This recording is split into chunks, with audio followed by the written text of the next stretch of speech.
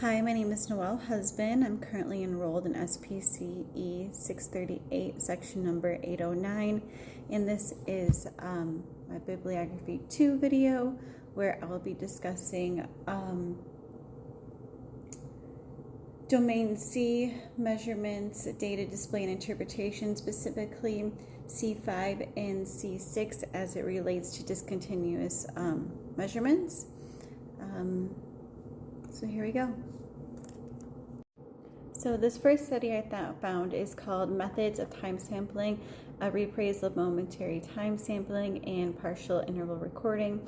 In Harrop's and Daniel's 1986 article, they reassessed momentary time sampling and partial interval recording.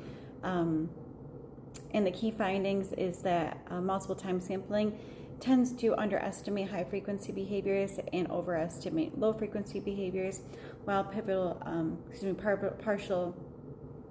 interval recording tends to overestimate the occurrence of behaviors regardless of the frequency. Both methods have limitations when tracking behaviors with different frequencies and durations.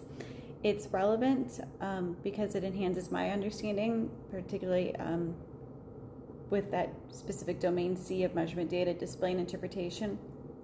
It highlights the importance of selecting appropriate data collection methods based on behaviors being observed. Understanding the limitations of multiple time sampling and partial interval recording helps make sure that I'm choosing the most reliable methods for gathering accurate behavioral data, and it reinforces the need for data accuracy in tracking client progress, implementing interventions. The conclusion for this article is that the key takeaway is that while multiple time sampling and partial interval recording are convenient methods for observation, they can have a bias and impact the accuracy of the behavioral measurement.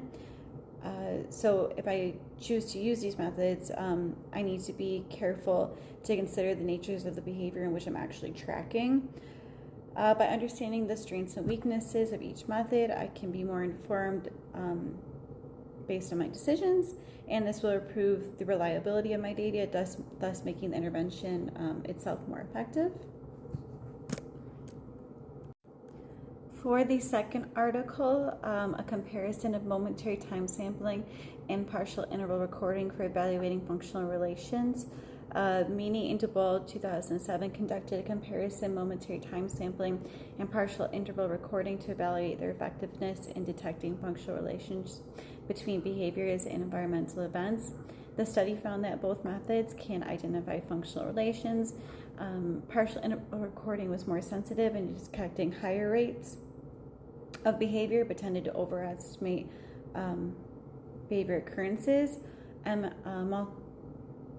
momentary time sampling, I keep wanting to say like multiple stimulus control because of my flashcards, but momentary time sampling was less likely to overestimate behaviors, but may miss shorter or infrequent behaviors.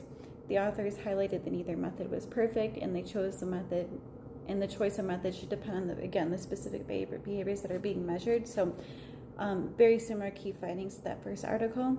The relevance to the BACB task list is that momentary time sampling and partial interval recording are used to evaluate functional relations, particularly when relevant when choosing observation methods. Selecting the right recording method can impact the accuracy of data. Again, it's very similar to that first article I presented. The article stresses the importance of aligning data collection methods with behavior frequencies, duration, and functional relations. The key takeaway to this article is both partial interval recording and momentary time sampling have advantages and limitations in evaluating functional relations. Partial interval recording may overestimate behavior, while multiple time sampling may fail to capture infrequent behaviors. For practice as a whole, this implies that I need to think really carefully and selecting the recording method based on specific behaviors. So again, very similar findings to that first article. And I'm sorry for the way that this is doing here. It cut off the beginning of the title. I tried to screenshot it in a different way, but nothing seemed to be working. So we're just gonna roll with it. But the full title of this article is sure I'm picking the right one. Okay, is interval sampling methods and measurement error, a computer simulation. Ruth, Salon, and Taylor, 2014, used a computer simulation to examine measurement errors associated with interval sampling methods such as momentary time sampling and partial interval recording. The study found that both methods induce certain measurement biases. With pivotal response training, it tends to overestimate the occurrence of behavior, while momentary time sampling underestimates it. The length of the interval plays also a really critical role in the accuracy of both these methods. Longer intervals tend to increase the magnitude of the measurement error, while finishing my sentence there. Increase the magnitude of the measurement error. The authors suggest that the accuracy of these methods depends on the duration and the frequency of the target behaviors. This is relevant to the BACB test outline because it enhances my understanding how different interval sampling methods can affect data accuracy. So therefore, you're like, is it actually doing what it's supposed to be doing?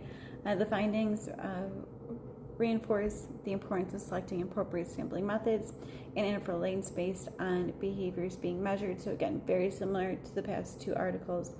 Understanding potential errors in partial interval recording and momentary time sampling ensures that data collected reflects behavior accurately, which is again crucial for evaluating the effectiveness of your intervention. The conclusion to this article is that while momentary time sampling and partial interval recording are valuable methods for behavior observation, they are prone to specific measurements. So you need to consider these when you're designing your data collection systems. Again, longer intervals increase the risk of error, so choosing the correct interval length is really, really important. This research overall helps me better evaluate the accuracy of my own data collection methods and adjust those strategies to reduce those errors. So again, it's about like picking the correct method based on the behaviors in which you're targeting and trying to minimize for those errors. That is my last article. Thank you for joining me, and yeah, until next time.